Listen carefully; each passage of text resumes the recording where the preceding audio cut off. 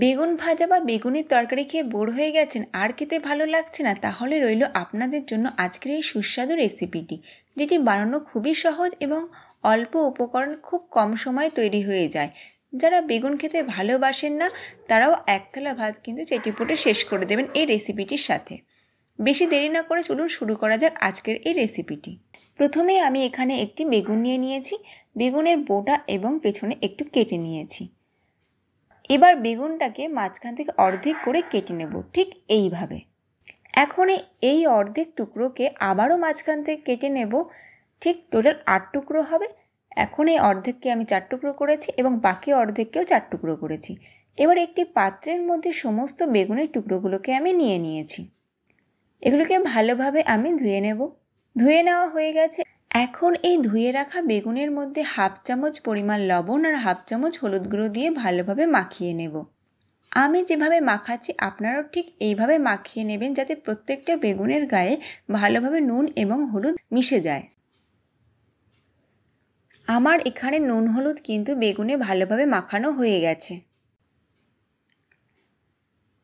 এখন দইয়ের ব্যাটার তৈরি করার জন্য একটি পাত্রে নিয়েছি 3 চামচ পরিমাণ টক দই।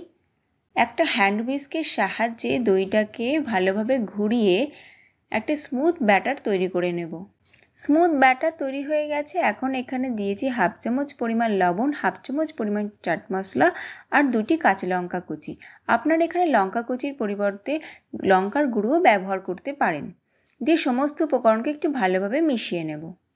মিশিয়ে নেওয়ার পর দিয়ে দিয়েছি এখানে 1 চামচ পরিমাণ চিনি দিয়ে সমস্ত ব্যাটারকে ভালোভাবে মিশিয়ে নেব, যাতে সমস্ত চিনিটি ভালোভাবে মিশে যায়। অন্যদিকে গ্যাসে একটি কড়াই বসিয়ে তাতে দিয়েছি বেশ কিছুটা পরিমাণ সর্ষের তেল।